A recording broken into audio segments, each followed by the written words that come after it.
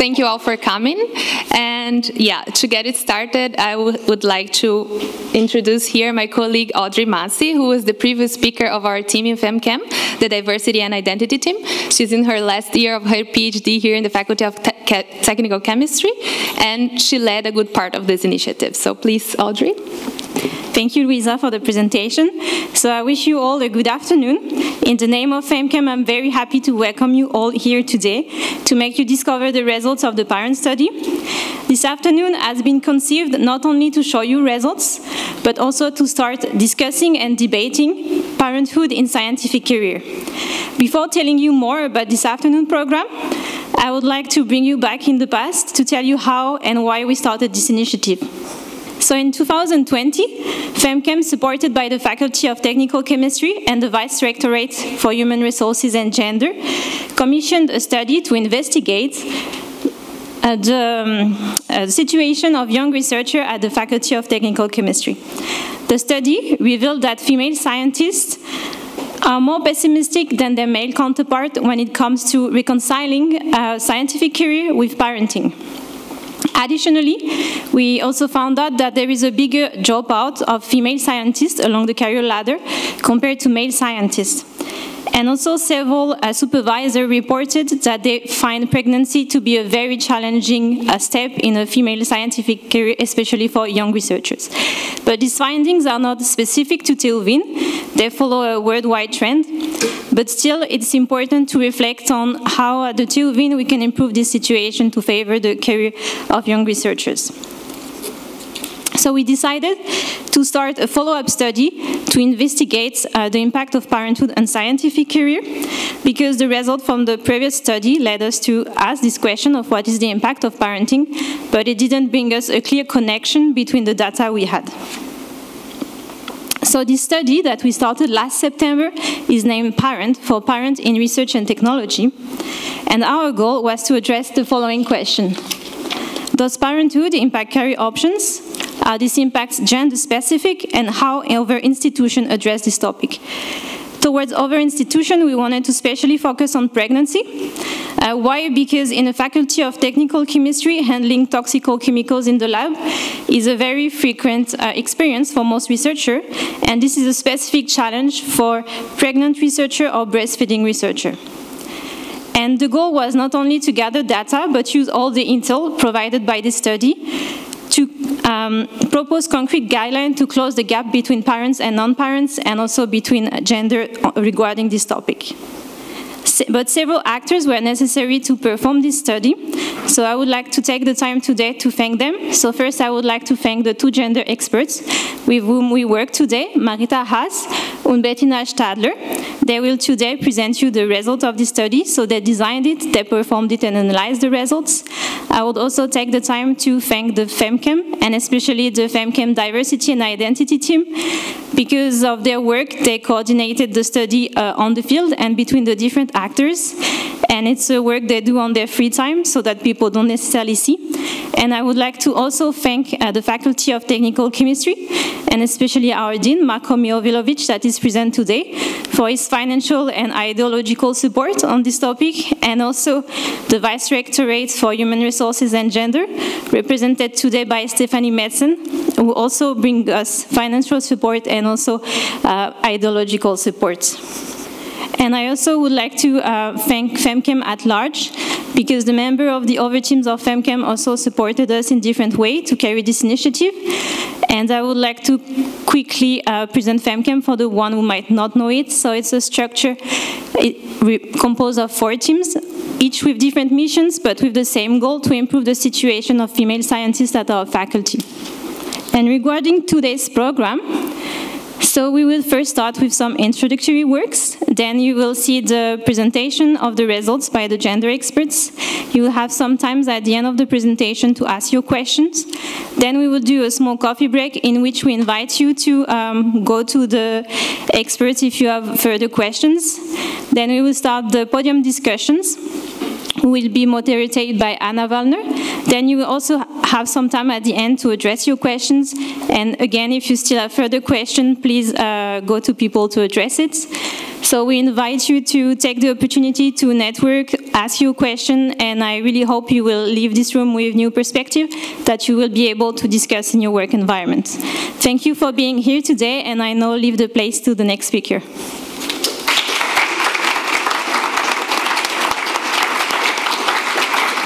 Thank you, Audrey. Now, I would like to introduce you our Dean of the Faculty of Technical Chemistry and also full professor and chair for bioorganic synthetic chemistry.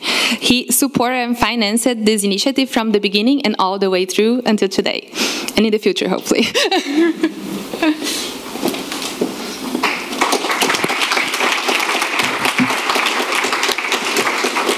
Thank you very much. Don't worry, I will be brief, because I think there is ample opportunity to say more words later in the afternoon. Because FemChem is the center of attention today. I think this is a true success story for the faculty. My predecessor, Herbert Danninger, started this initiative almost 10 years ago, at least from the conception of the idea. I think this whole initiative has matured, has gained momentum, and now is really time for harvesting a lot of the research outputs and impressions to contribute to moving ahead and improving the situation at the faculty, in particular for female scientists.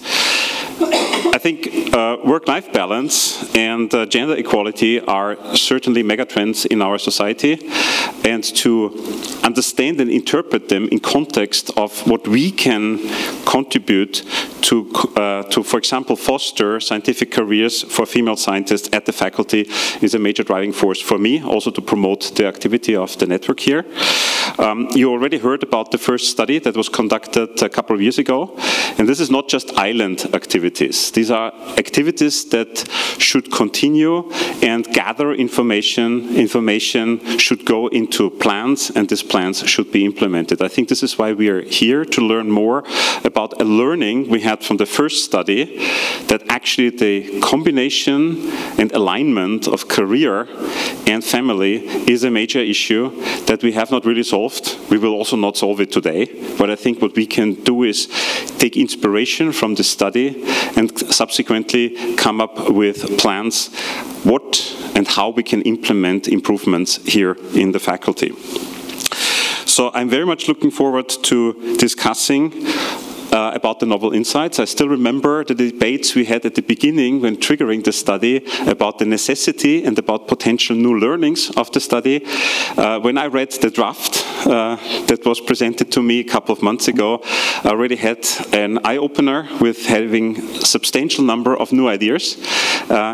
I'm glad that we can share these ideas and these outcomes of the study with you, and I would like to everybody contribute in the upcoming discussions on prioritizing the issues, prioritizing the ideas, and coming up with ideas how to implement that here in the context of our faculty, because I think the major aim and the major goal should be that we foster an environment for our co-workers, for our students, where everybody can actually excel in developing his and her own career.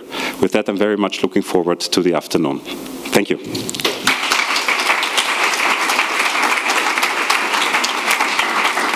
Anna Steiger, as our Vice Rector for Human Resources, was supposed to be here, but due to urgent matters, she had to cancel it.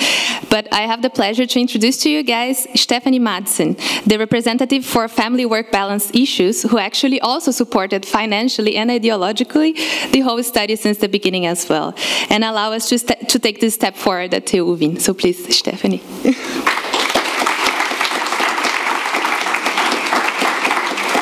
Okay, hello everybody.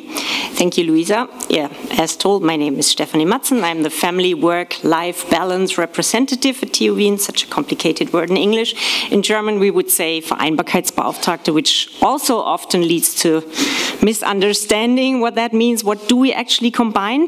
Yeah, anyway, 2 hours ago, when I got the information that I'm the lucky one to represent Anna Steiger today, yeah, I should send her kindest regards to all of you today.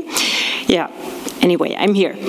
When Anna Steiger exactly 2 years ago asked me to join a meeting with, by then, Anne Kasper-Giebel and Katharina Meyerhofer, and I think also Marianne Lahnsteiner was with this meeting, to have an initial talk about so-called planned study, parent study, I was immediately thrilled to be part of it, especially because the focus was on parents and not only mothers, which often is the case when we talk about compatibility, especially when it comes to scientific careers.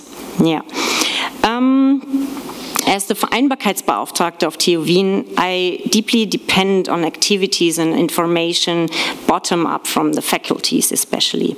So after the first presentation of the FemChem, of what was FemChem actually planning to conduct, I had a great motivation to co-finance and drive the study forward with my in-house expertise as Vereinbarkeitsbeauftragte. My great expectation with this systematical approach from external expertise, like Marita and Bettina, was to find new questions which I or we might not have asked inside TU Wien, and therefore also get answers from the actual target group of young researchers, both female and male, planning or being in the situation of combining career and care obligations. Without revealing too much, one thing I learned, especially from the qualitative interviews in the final report, was that self-care is also an often less considered topic when it comes to combining parenthood and scientific career. And therefore, I considered the compatibility of studying academic career and family care responsibilities as an essential issue that needs to be anchored at different levels. At the individual level, the responsibility for a balanced self-care lies with each one of us, in the parents, fathers and mothers, their family network. At the team and management level, we need to recognize and support the needs and challenges of all our colleagues, either with or without children. And TU Wien as an organization and also employer must also provide measures and resources to promote compatibility. And finally, policymakers in the academic system should also see parenthood not as an obstacle to career, but as a positive contribution to scientific progress. The results of this study are not only important for the Faculty of Chemistry, but for the entire TU Wien. We are on the right track, but there is still a lot of work to do. Together we can create a university that makes education and research possible for everyone, regardless of family commitments. I would like to thank everyone who contributed to this study, especially, of course, Martina and Marita and Bettina, I'm sorry. FemChem as a very, very beneficial organization at the faculty, but also for all of TU Wien. You are a role model for the other faculties, I can tell. And all the participating colleagues who have been within the interviews or the focus groups and whatever, we will hear about that soon. And all of you for your interest and support. Let us work together to improve the compatibility of studying, academic career and family care responsibilities at TU Wien and beyond. Okay.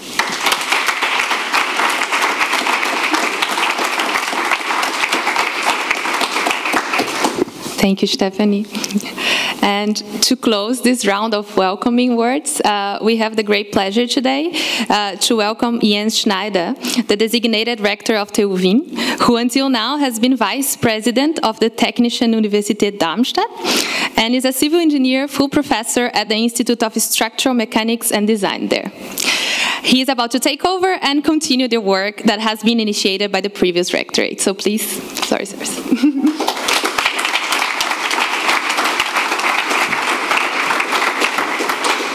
Yeah, thank you very much for the short introduction, and I will also take it short this afternoon because I think we are all very curious on the results of the studies. And as I'm a kind of a newcomer here, like the new students, of course, that will just show here in some couple of weeks, I want to address a few issues that I think why this issue is very important, why I think also, like was explained before, we have a faculty that is dealing very actively with this problem, which I like because it can be a role model also for others. From my own experience being a researcher during the last 10 years, I'm sure that this problem of the leaky pipeline, sometimes it's called, is one of the biggest problems we have in science, because in the end it leads to the problem that the gender balance is contradicted because of this situation. There's various reasons for this, and I think your parent study has the interesting aspect, like was explained before, that you do not just focus on the female, but on the parents, the male and the female together. And I think also from my own experience, I have 4 kids, this is one of the biggest problems generally, because what is, from my experience, one of the biggest challenges here is that we are talking about work-life balance. At the same time, we all know that we as researchers exploit ourselves to a very big extent. Because the reason for this is, I believe, is that sometimes it's not so good that we take it as a opposition, the work and the life, because for us, the work is the life. So we work and life at the same time. On the other hand, this especially leads to that big problem that we have a lot of self-exploitation, and we work many more hours than I know, because I was working in industry also. So I believe that we exploit ourselves a lot. So the question is, what does this drive us? And I'm really curious to hear about your study, because from my experience, I think it's part of the identity that we have, so the self-confidence we get from our research, because we exploit things that never were seen before, which is a kind of a miracle, because we look at things and then suddenly we see that new things evolve from what we have just experienced. That's a big difference to my experience that I have, for example, in industry, where typically it's about cash, yeah, in the end. The only KPI that is shown there is the euro or the dollar, mostly, unfortunately. It's changing, yeah? The corporate responsibility of the companies also shows that people change their mind. So I'm really happy that you do that study, and I think one of the issues that we have here with the new team starting from 1st of October is really that we think that the open discussion and the open-mindedness that we try to have needs both. We need top-down balance, or we need a top-down boundaries in which TU Wien can develop. On the other hand, we need very much bottom-up impulses, and we need participation on the other hand to be able to better understand what I call the front in the end. Yeah, we need to be at the front, because otherwise we do something in the Rectorate and you do something there, and this doesn't match and it doesn't link. So I'm really happy to be here, and I'm really also curious to get later to follow the discussion we have. One of the most important, and with this I want to close now, things I observed in my own team, where we have every year 2 or 3 new babies, is that I believe it's the team spirit within a group that can help on that, because within a team spirit, and I have the feeling that the technical chemistry at least must have part of that team spirit. I'm new, so I cannot fully check that, but I think that team spirit in the end is also helping in this parent situation, because in the end, what I observed within my own team in Darmstadt with my PhDs is that, and the postdocs, that very often they exchange ideas with each other, not only science, but also being parents, and also they take care of each other in a certain way. And that's what I think we should also envisage in the future here at TU Wien. We should take care of each other more. We should express more the value of each other, and this in the end helps to be more self-confident, and this also then I hope that your study in the future will be a little bit different, that especially females see the future a little bit more pessimistic in that respect. But of course, I would ask as a scientist at the same time the question, isn't that generally the problem, yeah? That we as males are over-optimistic, yeah? And females are over-pessimistic sometimes, and also their own strengths. Yeah, this is another story, and today we should focus on the parent story, and I'm really looking forward to results, and wish us all an interesting afternoon. Thank you for your attention.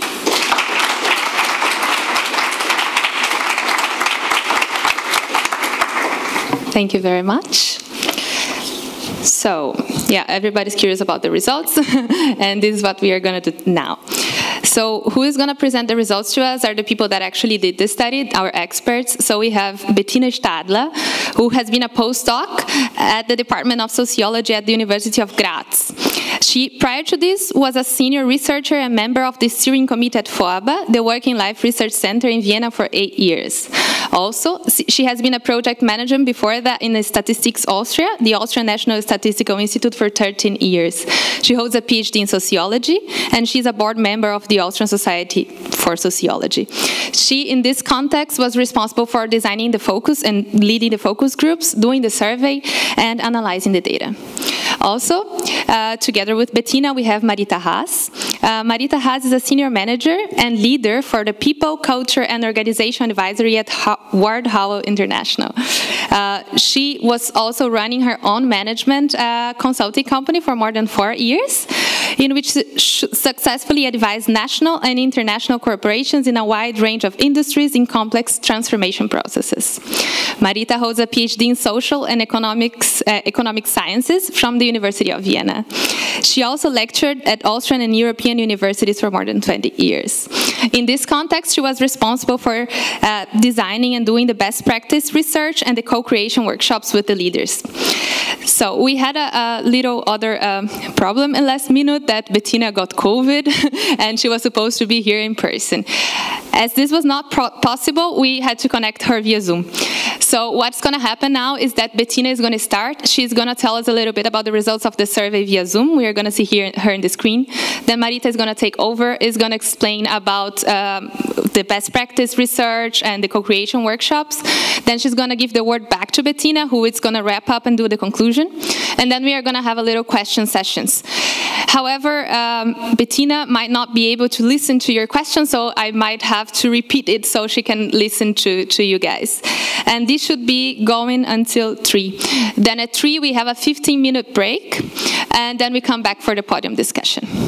Yes, thank you for the kind introduction. First of all, before starting the presentation, I would like to thank FemChem for commissioning the study and the Faculty of Technical Chemistry and the Office for Compatibility for financing the study.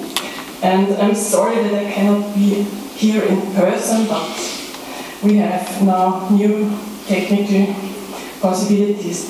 The background of the current study was already mentioned. 2019 we did a previous study on this, especially on the situation of young scientists. It was already mentioned that one important outcome of this previous study was that female scientists are very prompt, even more prompt than their male colleagues to follow a scientific career, but they are more negative about the possibilities for reconciling a scientific career with parenthood. And at the level of the organization, we found out that there is heterogeneous awareness on how to support and promote young scientists, avoiding gender-specific imbalances. The major goal of the study we now want to present and discuss was to identify the interrelation between parenthood and career options or career barriers at the faculty. We wanted, our goal was to identify gender-specific differences with regards to expectations and experiences on the one hand side, on the interrelation between career development and parenthood, also in respect to parental leave and return to work, opportunities and the support services that already exist at TU Wien. And one goal was also to draw concrete guidelines on how to avoid gender-specific career barriers and obstacles for parents, and to apply a family-friendly organizational culture. Our research design, you have here a view of our research design. It was composed of various steps. We started with 2 focus groups with scientific employees. One focus group with male employees, another with female employees. And the goal of these focus groups was really to gain detailed insight in the perspective of the employees with and also without children. After that, we conducted an online survey for scientific employees.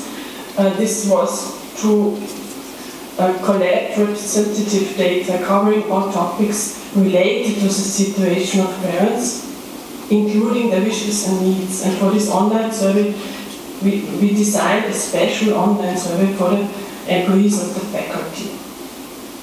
The next step were workshops with team leaders and professors. And we also did a best practice research and interview. This was also part of the study, a best practice research and interviews. And this enabled us to work on solutions and approaches on how to improve the situation for parents. We have one major output of the project was a written report with all the results and recommendations, and 2 presentations and discussions, which one of those is happening now. Now I'm going to go into more detail on some important results of the online survey for employees. All the results are, of course, in the report. We collected a total of 118 filled-out questionnaires. These are about 20% of the target group, which is quite satisfying from a researcher's perspective. For the alumni, we had an adapted version of the questionnaire that was distributed via the alumni club. I am going to talk here about the results of the questionnaire for employees. 50 women and 68 men responded to the questionnaire. The response rate was 36% for women and 23% for men, meaning women were a bit more likely to respond on the survey. I will start with some basic social demographic information. I think this will be quite important information for the discussion further on. We see that on average, women at the faculty are significantly younger than their male colleagues. This applies to all groups of employees, professors and associate professors, assistant professors, university assistants, and project assistants and others.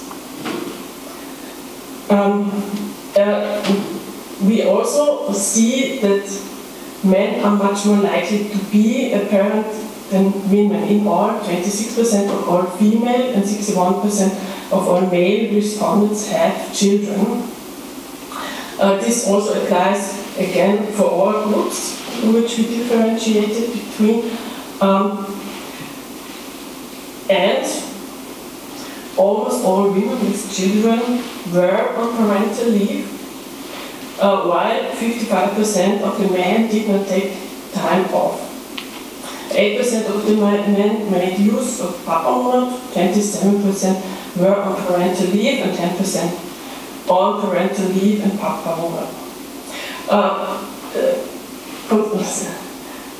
Here, I think it's important to bear in mind that men are on average a bit older than the women, and not all parents, not all men who are parents had their children during the last years. So some male parents especially had children quite some years ago.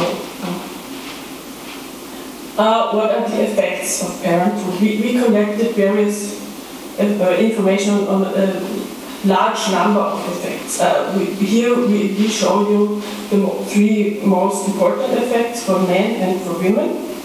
And we can see women with children observe more often severe effects of their parenthood. So the red space is whether they state something is very true, and orange is rather true, and gray is partially true, yellow is little true, not true. So you can see that women observe, even if you compare parents with parents, women observe much more severe effects. Both women and men report that the most severe effect they see is that they have too little time for leisure and recreation. Something we heard at the beginning already. But on second place, women, they see that their parenthood is causing a delay in their scientific career. Versus the men who on second place have that they miss the flexibility at the end of the day. We also ask how family-friendly the respondents perceive their working environment.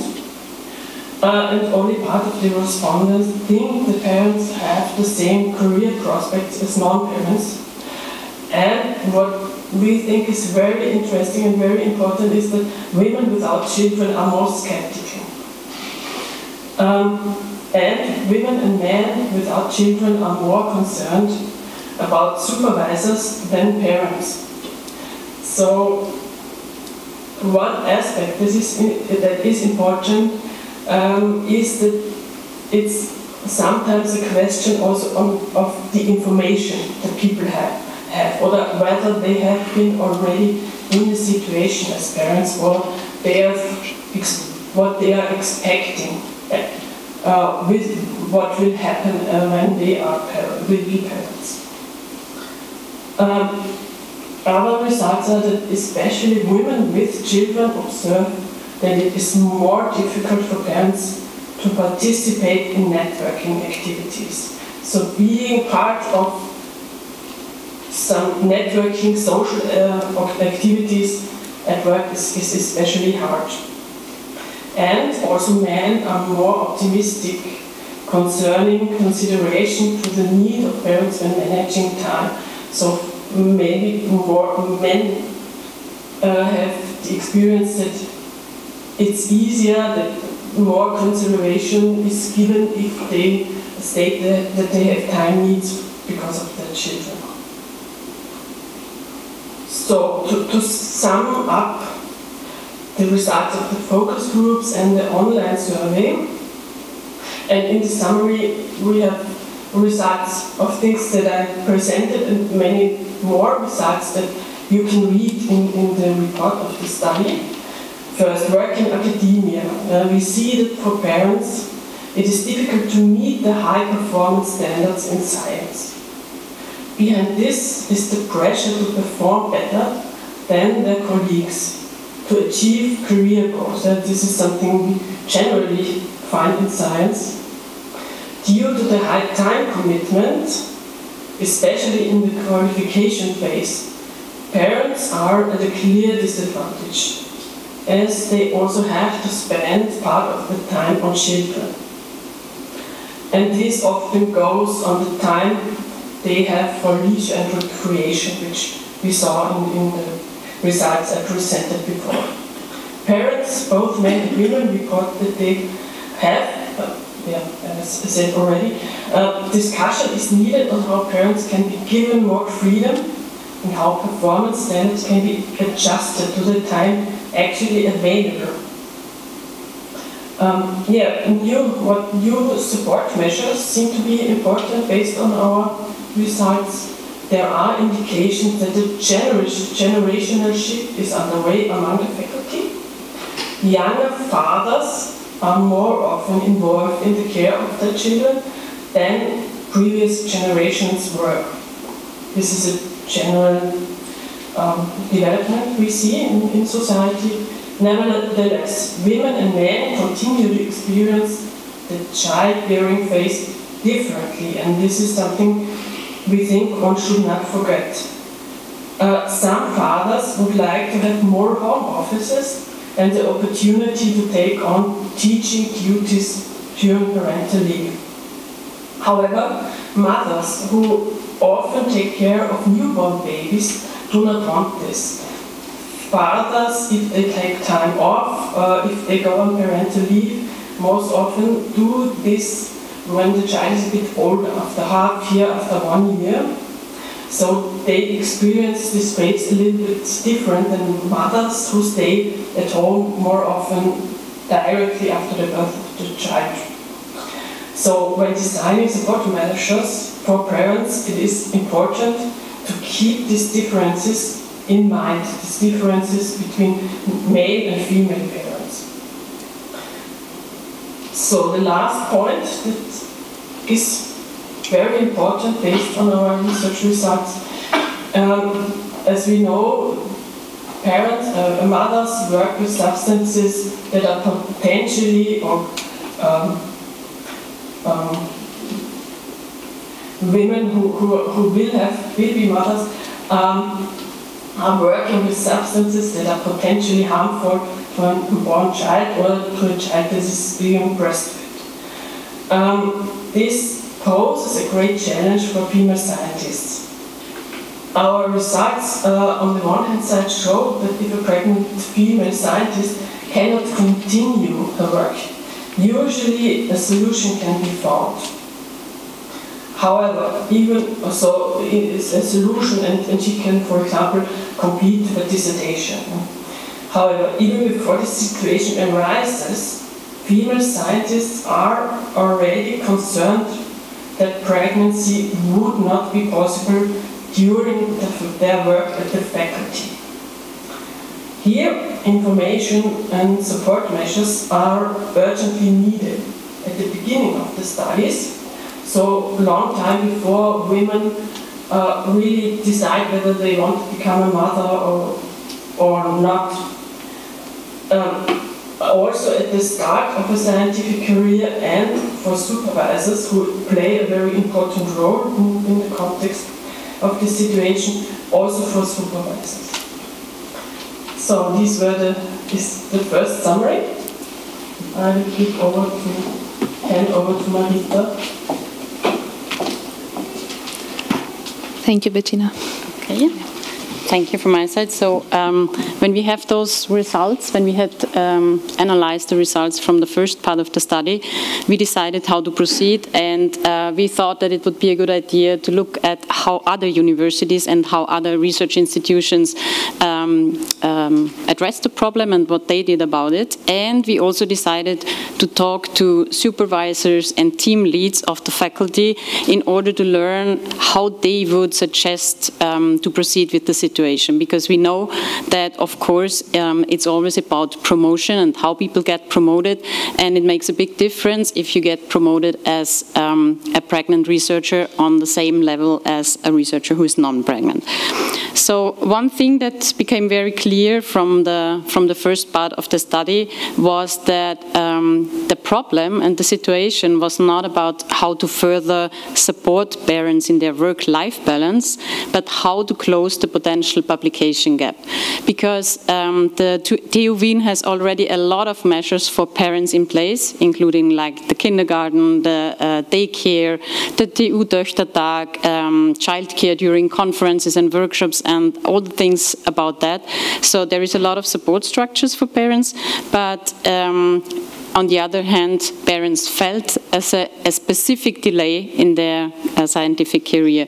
So what we did in the second part of our study was we gained a rather practical approach and tried to answer the questions how to reduce negative impacts on research output if you cannot be in the lab, how to organize possibly teamwork if you cannot be in the lab, how to make teaching more independent from sole people, because this was something that we also learned from the focus groups, that people are very much linked to their scientific identity and also to what they really, like what we call research-based teaching, so what they then teach the students out of their experiments and out of their research.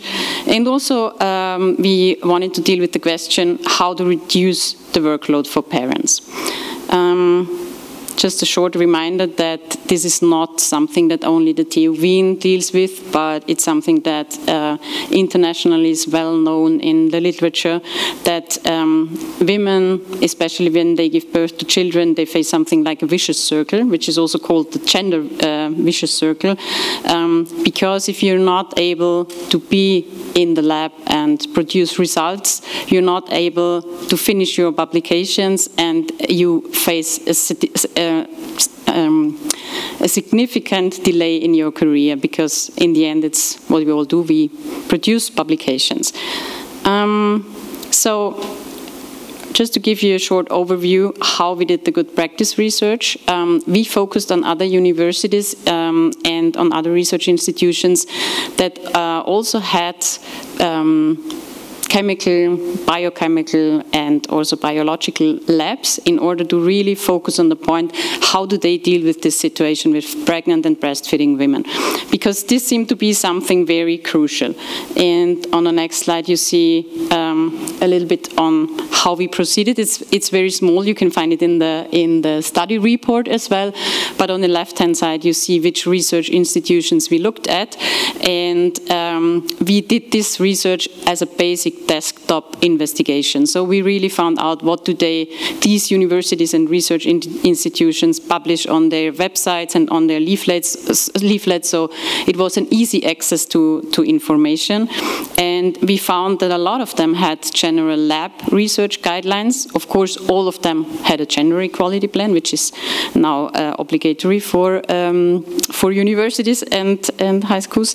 And what we found out is that several institutions had something in place that they called a pregnancy lab. And I will come back to this in a second, just from the overview. So what was different at other faculties, at other universities, than the situation that we find at the TU Wien?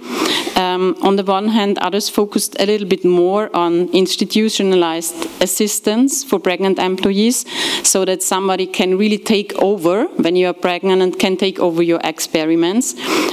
This could be technical assistants or hired students. I learned from the work with some supervisors that at some research teams this is also done, but at others it might not be as easily possible. What others also did were like very clear and comprehensive guidelines for the procedure when being parent, not only from an individual perspective, so that I know what to do and whom to ask and how to proceed if I get pregnant and I work in a lab, but also for the supervisors and for the team leads, so that they really know, okay, now what is the first step? What do I have to consider? When do I talk to the whole group? What are the support structures that I can take on? But as I said before, the most important learning for us was that some of the faculties and some of the institutions had installed a so-called pregnancy lab. So what is a pregnancy lab? A pregnancy lab is a laboratory where experiments can be performed that do not pose any danger or harm to pregnant women. Of course, this is not possible for every kind of research, but at least there are institutions that try. It's separated from other labs, so it's like a single lab. It's not something that you really you do not do your experiments next to your colleagues.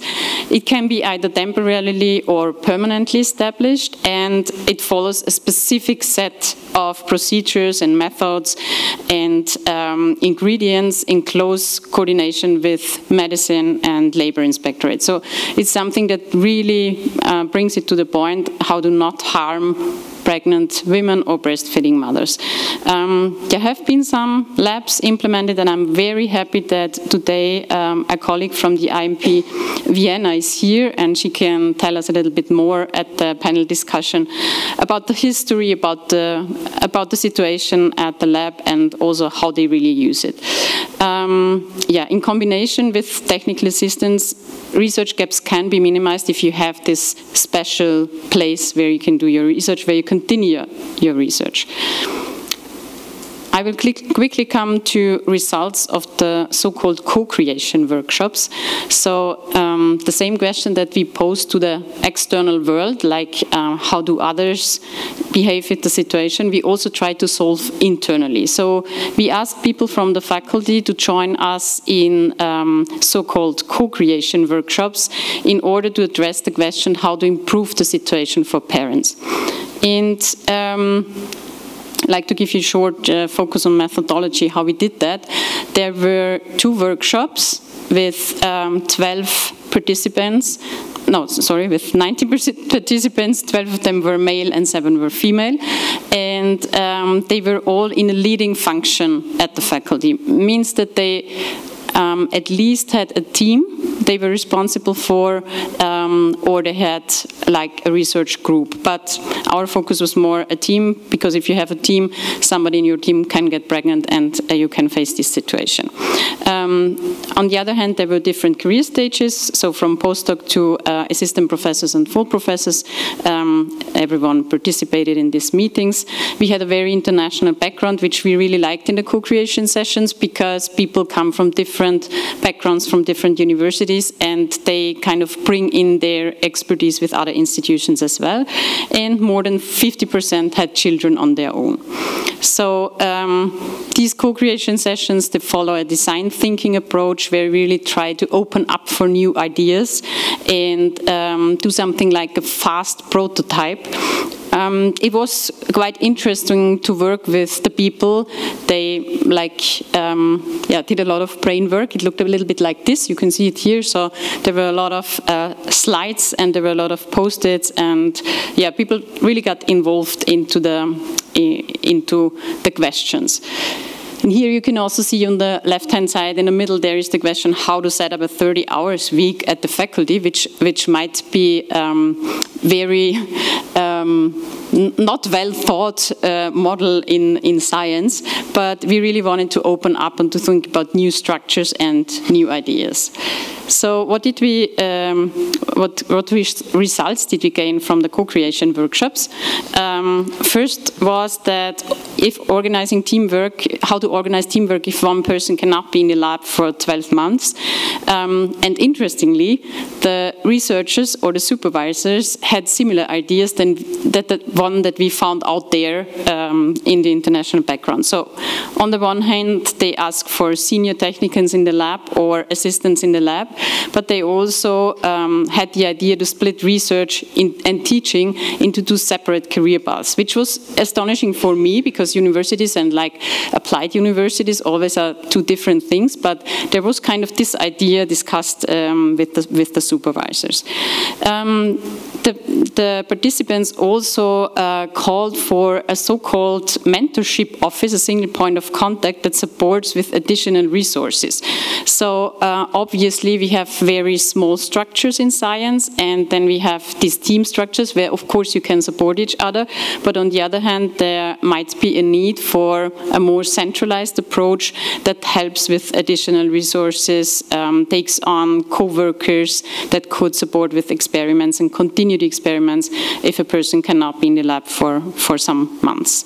There were also some ideas about reducing prejudice to support parents, which was interesting because there are a lot of measures already in place, but nevertheless there seems to be an ongoing need for communication and for telling all the people what the TU Wien already has implemented. So this is, I think this is something that holds for any organization. So if you do good things, you have to talk about them in a very continuous way. I also said that we looked at this 30 hours week, and it was an idea that was not completely refrained from the supervisors, so there were some ideas how this could work out.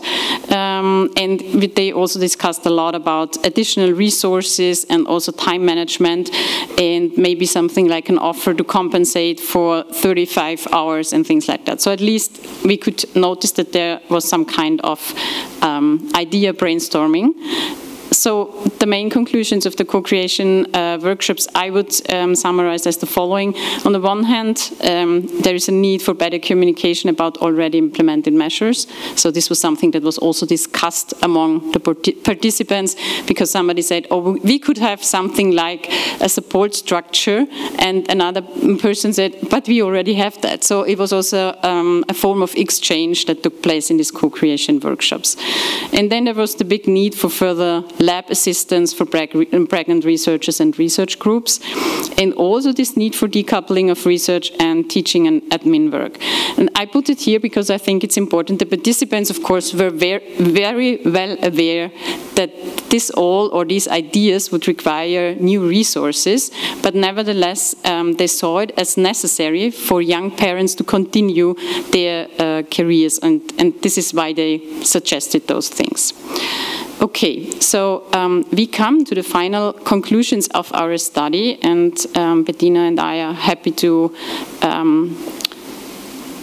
answer your questions afterwards. Do I have to switch to Bettina again, because I might just stay here for the questions? Yeah, sure. She's here. I think, yeah, Bettina is already. You can lead if you want. Okay, so just take over, Bettina. I will, as announced, I will present some general conclusions of our research and our final recommendations. Yes, on the first question, how parenthood influences women and men in their scientific career development, and whether there are gender-specific differences, and if so, which ones have a particularly strong effect. We see parenthood still is a career challenge. Concerning gender-specific differences, women have career breaks because of pregnancy and care responsibility. Men can decide on whether they take over responsibility and to what degree. Lab work, I think this is one of really the major outputs of our study. Lab work is a decisive factor for female career interruption in technical chemistry. And the second question on gender-specific differences, which ones are prevalent with regard to parental leave and periods of parental leave. We see individualized support structures depending on the supervisor, which is not ideal. And lab work, as mentioned before, is a decisive factor for female career interruptions. Our recommendations are as follows. On the one hand, it concerns communication. So it is very important to have a single point of contact and guidelines for supervisors who play a decisive role in all these questions. It is important to keep family friendliness as a leading principle in the faculty, and we also recommend to communicate towards students what are the offers for women if they work in a lab and if they get pregnant. Another important topic are support measures. First of all, technical assistance for pregnant women or breastfeeding women is very important. There also could be a students pool, a pool of students who can provide assistance if needed, and there would also be the possibility of a bonus and support from the global budget. On institutions and working structures, we see institutionalized support measures. There are many support measures, but crucial is the individual support, and there are clear procedures needed for to have the same level of individual support for all women with, for example, who are pregnant. It would also be important to separate teaching from research during the phase of parenthood, and to start analyzing the lab situation and to, for example, establish pregnancy lab. A last very important topic is the reduction of the workload. It will help parents very much if they can focus on research before and after parental leave. One measure is the establishment of teaching groups for research groups, so that teaching not only relies on a single person, and that it is possible to start teaching and to resume teaching, for example, after pregnancy or parental leave, and to enhance team collaboration. So that was it. Thank you for your attention, and I'm looking forward to your questions.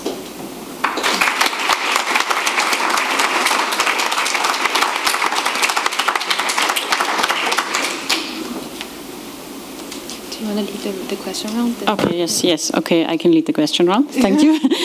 So if anyone has a question, I can answer it or repeat it to Bettina if it is something more related to the statistics and to the quantitative part of the study.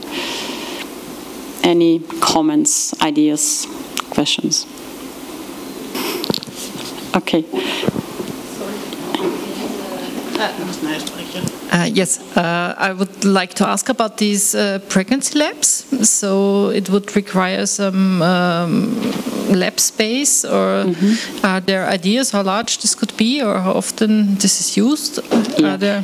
I would really love to switch this question to the panel discussion, because Alexandra Meixner from IMP Vienna is here, and she can tell us a little bit more about how they really set up the pregnancy lab. And yeah, I think we could listen to her then. If this is okay, then I would like. Okay. Marco. Okay. Thank you very much. I have one question. You've already found we have a high index gap, let's say. So what are the recommendations in this way? What can you do? Or what can we do, we women? Bettina, do you want to answer the question? Bettina is lost. Could you please repeat the question? Yeah, the question is, so like you want to know it from the individual perspective, or yeah, if we have any recommendations how to close the gap in the index of researchers.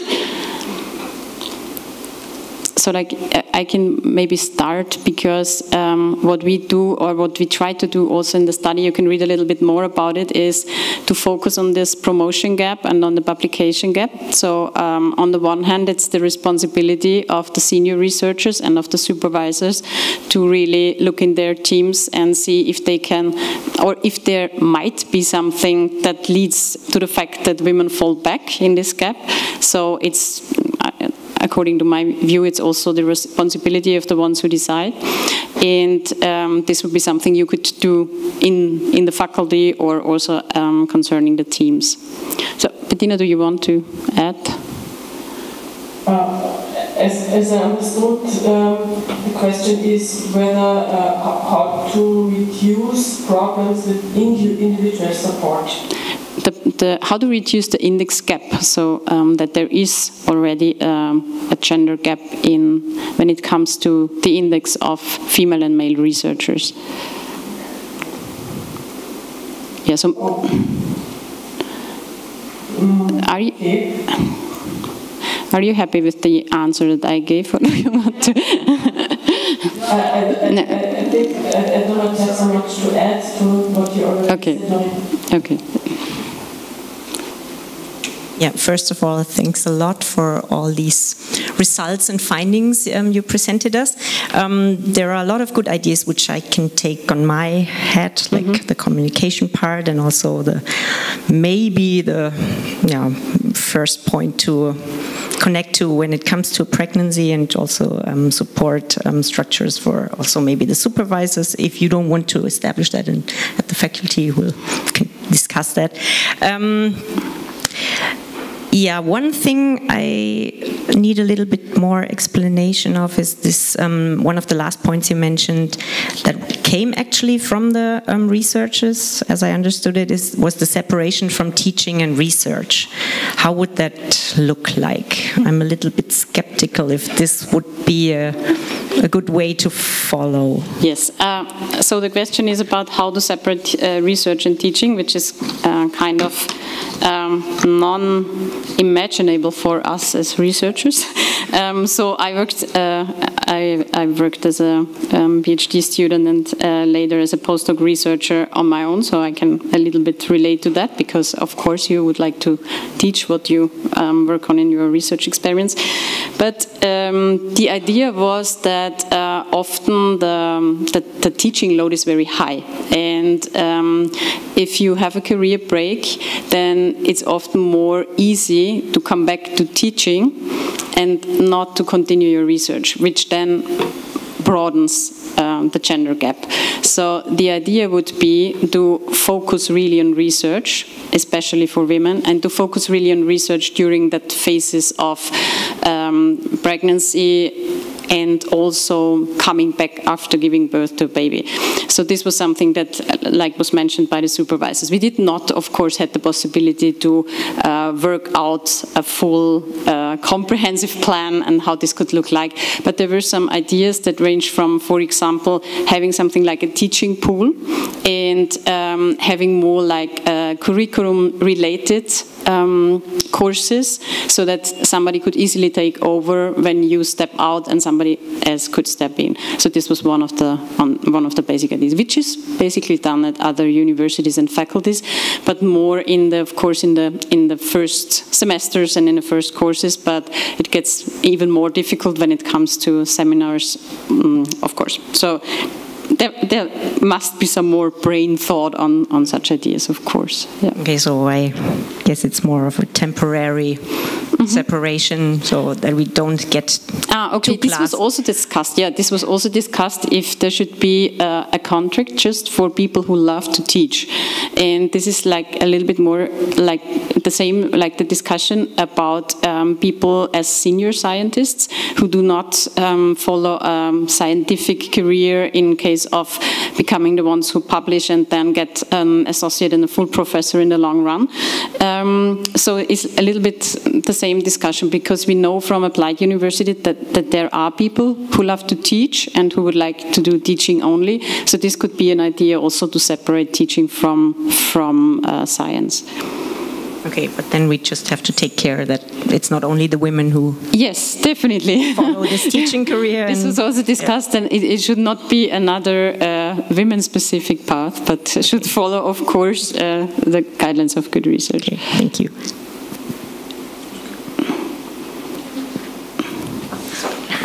I have a more methodological question to your data.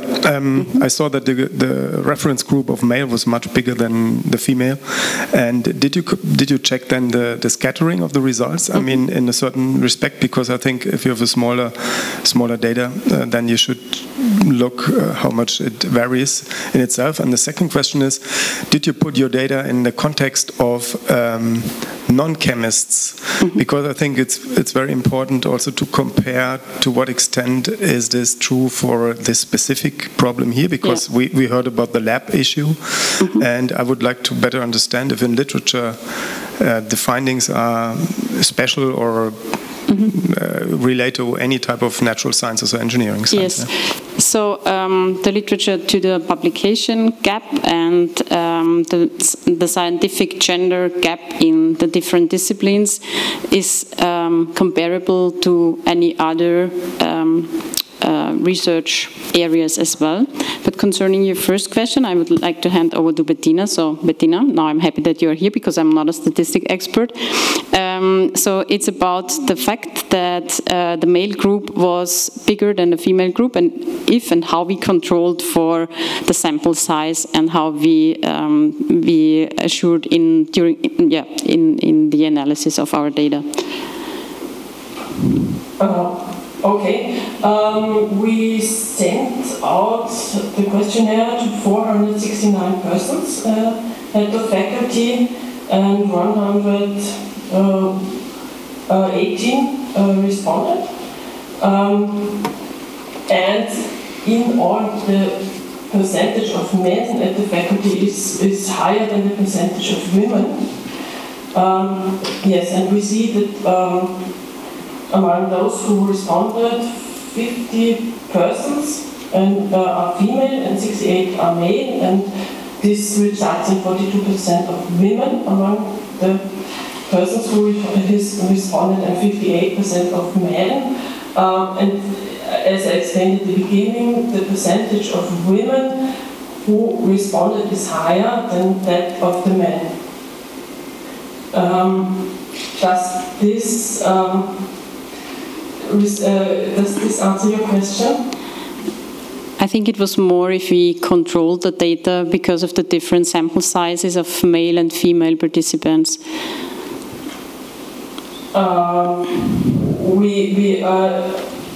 All our graphs and all our results are separated between men and women. I don't know what other. Okay. We also control. We also analyze the age, and yes, from my point of view, this